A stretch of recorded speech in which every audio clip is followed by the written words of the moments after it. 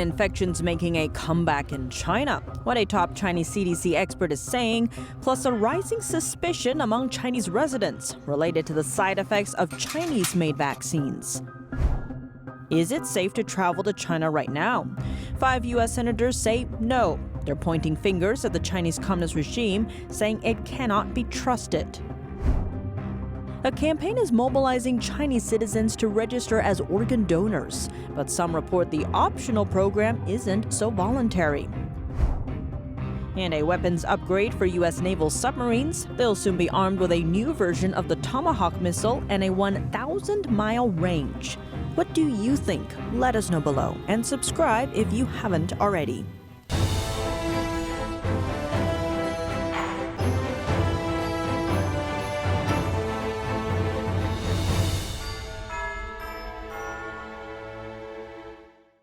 Welcome to China in Focus. I'm Tiffany Meyer. Is China seeing another comeback of COVID-19? Here's a rare admission from top Chinese CDC expert Wang Huaqing. He said on Saturday that COVID-19 is one of the main viruses driving the country's current sickness outbreak between ages 15 and 59. Chinese authorities at first said mycoplasma pneumonia was the main driver, but later changed that narrative to include 7 pathogens. Meanwhile, Chinese media reports say Chinese authorities approved 5 newly developed COVID-19 vaccines for emergency use on Sunday. With outbreaks sweeping across China, residents are speculating about other causes. Some are blaming Chinese-made COVID-19 vaccines, saying their side effects have weakened people's immunity and contributed to the severity of the current outbreak. I think the Chinese COVID-19 vaccines have played a part. When I was little, we didn't have that many vaccinations, but in recent years, the more inoculations you get, the easier it is for you to fall ill. Local residents shared their concerns with NTD. Once you've been inoculated or been infected with the CCP virus, your immune system has been weakened, so it will be easier for viruses or bacteria to affect you. Similar fears surfaced last year in an open letter from a group of leukemia patients across China, and all of them were diagnosed with leukemia after being inoculated with Chinese-made vaccines against COVID-19. The letter said the patients appealed to Chinese authorities, but couldn't find lawyers to represent them. Reporters were also warned to not cover their stories. One expert said the possible risks might be baked into the Chinese vaccines themselves. China mostly uses inactivated vaccines, a kind made by killing the virus it fights using chemicals or heat. If the quality control of one single step in the process wasn't up to standard, then the virus might not have been completely killed. Another virologist told NTD that she's concerned these cases are just the tip of the iceberg. There could be many more Chinese people who have received the vaccine without experiencing symptoms. However, their immune systems, blood cells, and bone marrow may have already suffered damage associated with the vaccine. Although symptoms may not appear immediately, they could be triggered by subsequent other negative factors, leading to further dampened immunity and severe infections. Now, neighboring areas are on high alert. Japan, Thailand, India, and Taiwan are warning of precautionary measures in response to China's outbreak. Should people avoid travel to China at this point? According to 6 U.S. lawmakers, the answer is yes. They're calling on the Biden administration to restrict travel to and from China. That's until more is known about the mysterious pneumonia outbreak happening there. Let's zoom in. Communist China cannot be trusted. That's what Florida Representative Carlos Jimenez told Fox News on Monday. His remark follows a letter sent Friday by a group of 5 U.S. senators, urging Washington to halt travel between the U.S. and China. Why? They say that's because of China's, quote, long history of lying about public health crisis. They also called out the World Health Organization for what they called its slavish deference toward the communist regime.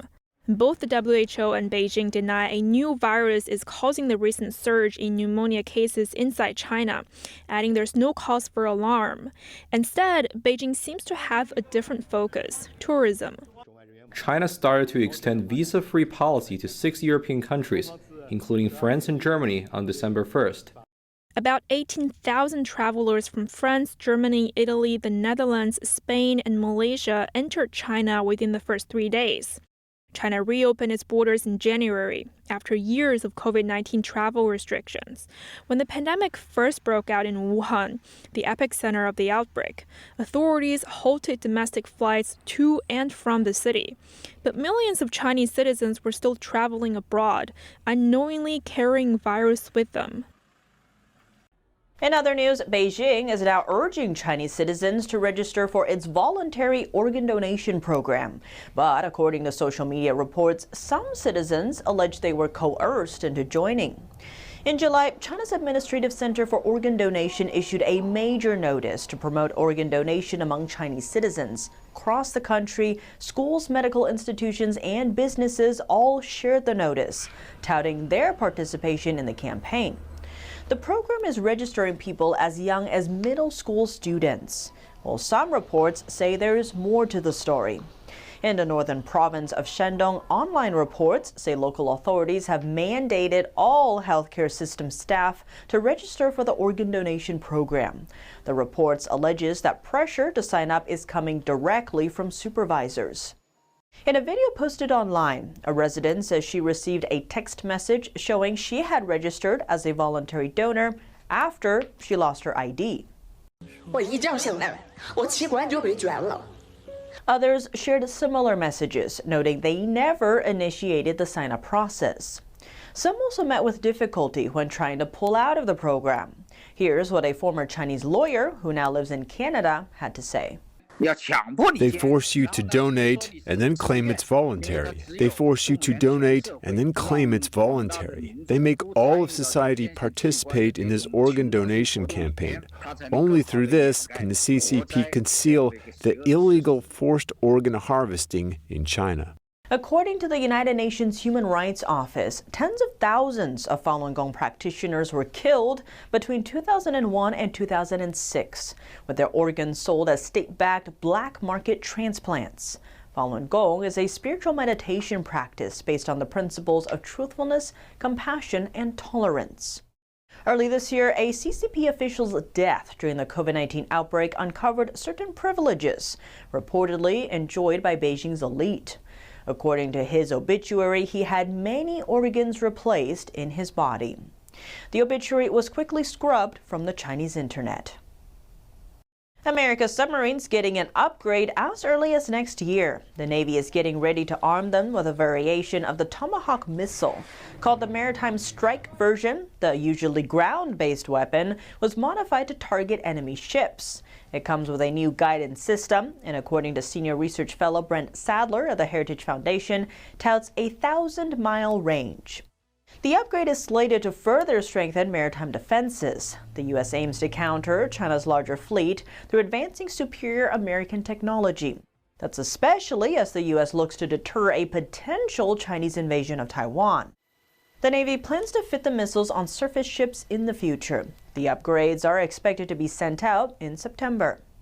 Will China really invade Taiwan? On a Japanese island close to Taiwan, officials there are already preparing for an influx of refugees. That's if conflict between Taiwan and China breaks out. Here's more.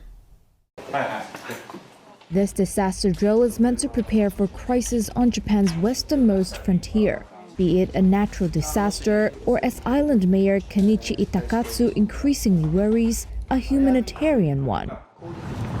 Yonaguni Island recently ran this exercise with Japan's self-defense forces, bracing both for tsunami and the event of the island's close neighbor, Taiwan, coming under attack from China. I'm worried about what could happen. It's a situation that we cannot predict. Yonaguni is only about 60 miles east of Taiwan, a self-ruled island of 24 million people. China claims it as its own territory and has ratcheted up simulated missile strikes and other military displays. Yonaguni residents say they worry about a possible refugee crisis if conflict broke out nearby.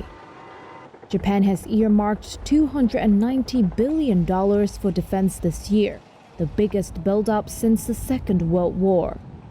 But more than 24 current and former Japanese officials and island residents said there was no plan from Tokyo for Yonaguni, where they imagine hundreds if not thousands of refugees could try to flee. What if they come here? What if they come here? I asked the government. There was no answer. Everyone was silent. It's like their mouths were taped shut. Yonaguni has around 1,700 residents. Koji Sugama, the official in charge of preparing the island for disasters, thinks right now there wouldn't be enough emergency supplies if the worst comes to pass. This container is one of 3 on the whole island. Sugama says each one can support around 800 people. These are cookies made from rice. Then there's curry pilaf, tomato risotto, corn pilaf, mixed rice. This will do for 1, maybe 2 days. Yonaguni relies on bi-weekly ferry and a handful of daily flights from nearby islands for supplies, but these can often be cancelled due to bad weather. So far, the Japanese government's response to rising tension in the Asia-Pacific has focused on military spending, which Prime Minister Fumio Kishida plans to double in the next 5 years. If something happens, I really have no idea how the Prime Minister at the time will act, what decisions they will take, or even be able to take. Another update from Japan. The country is getting on board with a global framework for space security cooperation. Japan's defense ministry said Tuesday that the paperwork to join was complete. Called the Combined Space Operations Initiative, the framework was established in 2014 by the U.S., the UK, Canada, and Australia. It aims to strengthen cooperation on monitoring threats in space. The news comes as China continues to speed up its space projects. Shifting gears, we have some quick updates from around the globe. First, Australia and France agreeing to rebuild relations. The two countries' foreign ministers unveiled a new road map Monday in the capital of Australia. It's a plan to progress defense ties as well as improve foreign aid and climate resilience in the Pacific. The French foreign minister's visit to Australia was the first since 2019. Moving to the U.S., a regulator there has fined the China arm of auditing firm PwC $7 million. It says the firm allowed cheating during training exams in China and Hong Kong. A U.S. agency said the cheating was extensive and the company didn't detect it or try to stop it. The regulator said that from 2018 to 2020, over 1,000 PwC workers shared answers for online tests that were part of a U.S. mandated auditing curriculum. Zooming in on China, U.S. officials are taking a harsher tone on Beijing, and China isn't pleased. Commerce Secretary Gina Raimondo spoke over the weekend, saying she needed more funding to prevent Beijing from catching up on chips that can be used for military purposes. She called it the biggest threat the U.S. ever had, adding that China is not America's friend. China pushed back on the comment. Raimondo's remarks come as American chipmaker NVIDIA said that the U.S. is at least a decade away from supply chain independence from China. And emerging technologies could shake up China's grip on rare earth refining. That says startup tech firms in the West are racing to transform the way rare earths are refined. If these new technologies could deliver as expected by 2025, they could greatly reduce Western dependence on Chinese rare earth technology. According to some estimates, China now controls 87% of the world's rare earth refining capacity. One Hong Kong activist says she was ordered to write gratitude letters to the CCP in exchange for the chance to study abroad, and that she's facing threats from Chinese authorities tied to it. Take a look at her story. This 27-year-old Hong Kong student, now living in Canada, says she may never return home. In consideration of the political situation in Hong Kong and my personal health and the high political risk of being, not being allowed to leave Hong Kong again, I've decided not to go back. She posted on Instagram last Sunday that the CCP's national security members had threatened her with conditions in exchange for returning her passport and allowing her to study in Canada. Flashback to summer 2021. I was being forced to write a letter of repentance, and I was being forced to go to mainland China, and they are not something within the Hong Kong legal system. Chow noticed that police also took pictures of her during the process. But there's more. Before that, Chow had been involved in many major pro-democracy movements in Hong Kong. As a leading member of a young activist group called Demosisto, and 3 years ago, her life was turned upside down. That's after China passed a national security law to tighten the control of the city. Especially this year, I really understand what is freedom from fear. Because I feel like I have been living in fear for 3 years, and that was horrible. She was sentenced to 10 months in prison for being a leading member of pro-democracy campaigns and released in June 2021. Authorities refused to return her passport even after her release and continued investigating her. Chow publicly shared her experience for the first time over the weekend. If I don't make it public that something like this happened in Hong Kong happened on me, one day these photos, these documents might become evidence, like showing that I'm a, patriot, or, I really regret what I did before. Chow is asking the world not to forget about Hong Kong. She says many are still suffering under Beijing's suppression there, with no way to speak out. That's all for today's China in Focus on YouTube. We're now sharing a shortened version of our program here after being demonetized for more than 2 years. If you'd like to support us, subscribe to our partner platform, Epic TV, where you can watch our full episodes, or consider donating. Find us at donorbox.org/China-in-focus.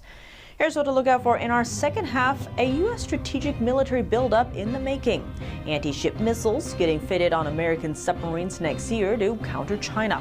How will the weapons serve as a regional deterrent as tensions grow in the Taiwan Strait? At the same time, China is ramping up its submarine capabilities. Who will seize the upper hand in the ultimate showdown? To discuss the latest, we have retired U.S. Air Force Brigadier General Robert Spalding, currently National Security Analyst at the Hudson Institute. Thanks for watching China in Focus. I'm Tiffany Meyer. See you tomorrow.